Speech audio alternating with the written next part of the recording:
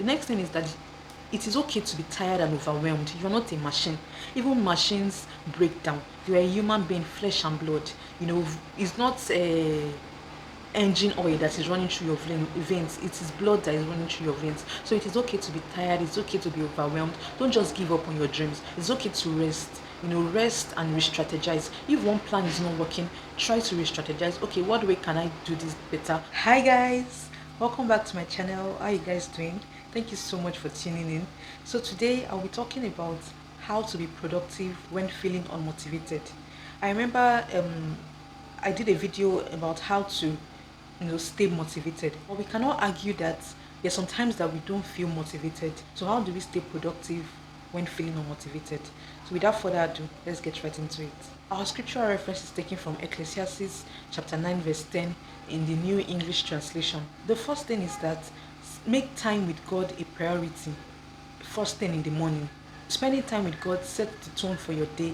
It clears doubts, it answers questions that may arise during the course of your day. So spending time with God should be a priority. Be disciplined and intentional about spending time with God.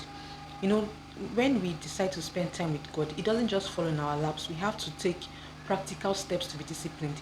If you have to set alarm, set your alarm. If you have to sleep early so that you'll be able to wake up on time and spend time with God before going about your day, do that. Be intentional, make practical steps. If you have to write it in your to-do list, do that. And also remember that quality would always override quantity. So don't be so focused on the time that you spend with God. Be focused on building a relationship with Him. Be focused on building an intimate fellowship with Him. Don't be so focused on the time, because I've come to realize that quality will always determine the quantity of your time spent with God. When you are determined to connect with God on an intimate level and not necessarily focusing on the time, you will discover that you naturally want to spend more time with God than you thought you were going to spend. So remember that quality of building an intimate relationship with God would always override the quantity of time that was spent with Him. Another thing that I want us to know is that in order to be productive, you have to cultivate the attitude of gratitude. This being grateful, it is the major key to unlocking so many blessings, including being productive. Gratitude changes our perspective. Like we just we sometimes we complain that, oh, I'm supposed to do this thing, I was not able to achieve this thing. But when we remove our focus from the things that we were not able to achieve and focus more on what we are able to achieve and what God has blessed us with, you notice that you would naturally become a grateful person, and it just opens doors to new opportunities, new ideas, new strengths and productivity. So gratitude should always be your attitude. Another way to be productive is that cultivate the habit of journaling. I remember when I started journaling in 2017, I guess. Yeah, I think 2017.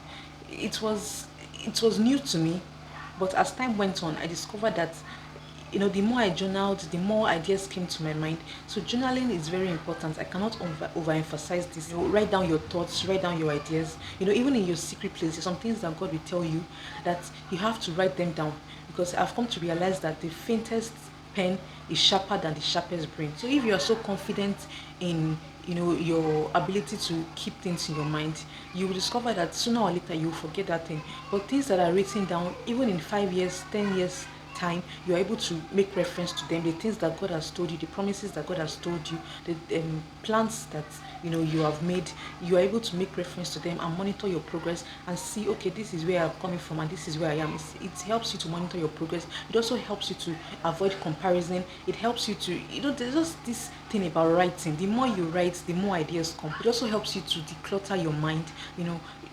Keeping a lot of information in your mind, why can't you just write them down instead? It helps you to declutter your mind, and if you notice that you used to forget easily, and it might be that you have too much information in your mind. So cultivate the habit of journaling, and it keeps you organized, it keeps your life organized. It makes you, as I said before, it makes you to make reference to what you've written down, and so that you would not forget those things. Another way of staying productive is that have a to-do list and allocate time for each task.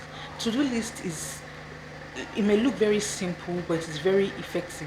So have the habit of writing your plans for the day out and allocate time for them, so that when the time for each task is over, you're able to move to the next. It keeps your life organized. It gives you more time that you think you have. Sometimes we feel that 24 hours in a day is not enough, but that's because we don't allocate time for each task. Once you are able to cultivate that habit of allocating time for each task in a day, you would have time for other things. You have time for yourself. But please don't beat yourself up if you're not able to complete your task for the day. Just make sure you re-strategize and know what works for you. And one thing that I have discovered is that something that is done over and over again becomes our habits, becomes our character, and becomes our lifestyle. So once you are able to cultivate the habit of writing down your plans for the day and over again, once you do that over and over again, you just discover that at the first time, second time, third time might be difficult. But when you do it 1 week, 1 month, 2 months, 3 months, 1 year, you would naturally be predisposed to doing those things. It helps you to build a healthy lifestyle. It helps you to build healthy habits. And if you are trying to, break free from unhealthy habits, to-do list is one way that I have discovered from personal experience that's to help you to, number one, do away with procrastination, do away with, overuse of social media, overuse of your time, overuse of your phone, so it just helps you generally to create healthy habits. Another way to stay productive is to learn to declutter your space, your surrounding, your phone, your mind. Declutter your space. That's clothes that you have not worn for over 2 3 years. Bring it out. Do away with them. Clean your space, clean your environment. A clean environment helps with productivity. A clean environment helps your mind, it just makes you more predisposed to being productive. So declutter your space, declutter your mind. And as I said, one way to declutter your mind is to journal things down, and also declutter your phone. All those pictures that you took with different angles, all those pictures, yes, those pictures. Delete the 10 of them and leave one. All those videos, all those screenshots that you don't longer need, all those screenshots of 2 years ago that are no more relevant, delete them. There's something that having a free phone and free from multiple jargons just helps to clear your mind and gives you a clear headspace for productivity. Also, be mindful of what you consume on social media. This is another way to declutter your mind. Be mindful of who you follow. Be mindful of the things that you look at. Trust me, you're not missing anything if you don't follow everybody in the world. The things that when you notice that you are following somebody that you just notice that anytime you see this person's post, you feel an uneasy, kindly unfollow them. Make sure you filter the things that are on your timeline, filter the things that come up in your feed. Seeing things that affect you mentally and psychologically would only hinder productivity. So be mindful of what you consume on social media. Be mindful of the time you consume on social media, because it's not enough to only consume productive things. If you consume productive things but you over consume, it will also have an adverse effect on your mental health. So if it's possible, allocate time for the time that you spend on your phone and on social media, so that when that time is over, you'll be able to move on to more productive things. The next thing is that learn to meal prep and batch cook, and just do things in batches generally. When I started cooking in batches, when I started to cook in large quantity and store them away in the freezer, it has made my life a lot more easier. In fact, cooking in batches has also taught me how to do things in batches. Like for instance, when I want to record a video, I don't just record one video in a day, I record 4 videos. Yes, when I started it was difficult, but as time went on, I discovered that recording 4 videos helped me to have the videos that I will post in a month, because I don't record videos every day, because there's sometimes that I don't feel like recording videos, but because I already have the videos that I've recorded before. So what I do is that I record 4 videos, as I said before, and I keep them in my hard drive. So when I'm ready to edit, I just take one and edit them. It makes my life a lot easier, even with batch cooking and cooking in large quantity, as I said before. You just what I do is that I cook in large quantity and I store them in smaller portions and store them away in the freezer. As long as there is constant light, the food remains fresh. So what I do is that I just bring out one that I can finish at once and just warm it or microwave it. It makes my life a lot easier. So learn to meal prep, learn to batch cook if it's on weekends, because obviously you cannot be cooking every day. I was just thinking about this, how meal prepping has helped me and saved a lot of time. I discovered that usually I spend like 2 hours cooking, 2 to 3 hours cooking. So if, for instance, I do that every day, if I say I spend 2 hours cooking in a day, multiply by 7 days a week. That is spending 14 hours of my life cooking in a week. I mean, that is a lot of time wasted on cooking. That time can be allocated towards more productive things. So learn to, meal prep, learn to batch cook. So let me just put it out there that cooking is not a gender-based thing. It is a survival strategy. So learn to cook irrespective of your gender. I said in a previous video that there's sometimes that you might not want to cook and you might just want to outsource them.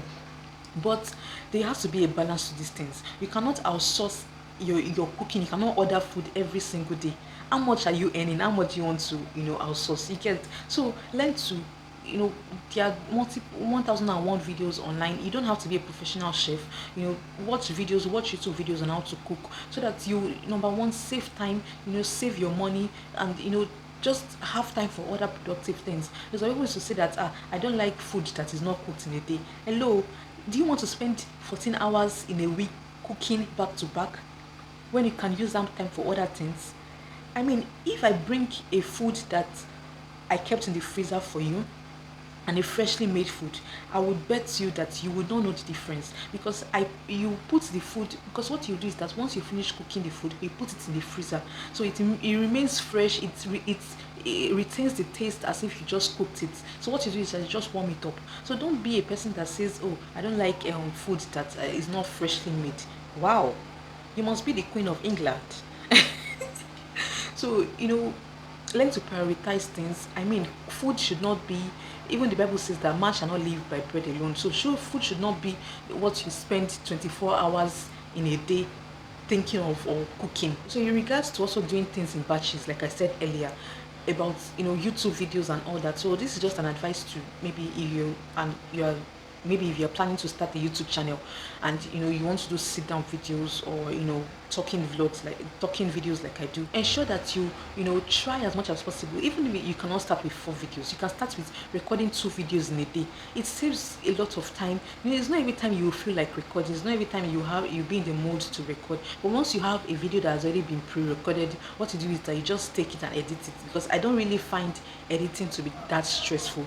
You understand? So what I do is I just store away the videos on my hard drive, the original copies of the videos. So when I'm ready to edit, I just take it and edit it and post it, and it just makes your life a lot easier. So if you are planning to start a YouTube channel, please take this to mind, that learn to do your videos in batches. Learn to do them like 2, 3, 4. You can even go as much as 6 if you can do. I know some people that can do 6 videos in a day. More grease to their elbow. But my point is that learn to do things in batches. The next thing is that it is okay to be tired and overwhelmed. You're not a machine. Even machines break down. You're a human being, flesh and blood. It's not a engine oil that is running through your veins. It is blood that is running through your veins. So it is okay to be tired. It's okay to be overwhelmed. Don't just give up on your dreams. It's okay to rest. Rest and re-strategize. If one plan is not working, try to re-strategize. Okay, what way can I do this better? What way can I improve on my time, on my time management? What way can I stop procrastinating? What is causing me from being discouraged? Just look at these things and try to adjust to them. But just remember that it is not abnormal to feel tired and overwhelmed, because you are a human being. And even God did not create the world in a day. It took 7 days. So it is okay to take your time, but don't just give up on your dreams. Don't give up on your aspirations. Learn to take a break, learn to rest, but also learn to, re-strategize and do things better. Another thing I want us to know about being productive is that be knowledgeable about your goals and your dreams. Learn from people that have been where you want to be. Learn from people that are in your field. Learn from their mistakes. Learn from what they did right. Learn from what they didn't do right. Read books. Listen to podcasts, watch YouTube videos. Just educate yourself generally, because ignorance is not an excuse. The fact that you didn't know is not an excuse. Learn to be informative. Learn to be knowledgeable about your dreams. Be a person that wants to gain more knowledge. Be eager to learn more. Be open to criticisms. Be open to people's feedbacks. Learn from people. Ask people, what do you have to say about this thing? If you are a business owner, tell your clients to give you feedbacks. This way you'll be able to improve and become better at what you do. Also, try to break down your dreams in smaller, easy to follow steps, so that it doesn't look so ambiguous and so confusing. Because in reality, big things don't happen in the day. They are made up of little habits, things that are repeated on a daily basis. The last thing I want us to know is that learn to delegate responsibilities to people. Maybe for instance, you have a company, try to give your employers, things that they are responsible for. This way, it creates a sense of responsibility, towards the actualization of that dream or that goal to others, and it also reduces the stress on you. You see this when Moses' father-in-law advised Moses to delegate the responsibility of, handling the people of Israel to others, to other leaders, and Moses' father-in-law advised him that if he continued to do everything on his own, he would sooner than later break down. So we can draw wisdom from this, that it is very good to delegate responsibilities. It's very good to, give people things that they would know that they can beat their chest and say that yes, they were actually involved in the process of, this goal and this dream. So quick question, which of these steps have you practiced before? Or if I didn't mention it, which of the steps of being productive have you practiced before? Please let me know in the comment section. And how has it helped you to be more productive? Let's discuss in the comment section down below. So thank you so much for tuning in. That will be all for now. I hope you were blessed. I hope you were encouraged. I hope you're able to go out there and practice some of these things in order to be more productive. If you have any questions, please let me know down below. And if you have any video ideas, please let me also know down below. Thank you so much once again. If you enjoyed this video, please give it a thumbs up, comment, share, and subscribe. And I'll see you in the next one. Till then, remember that I love you, but Jesus loves you more. Stay blessed. Bye. He answers questions that may arise, during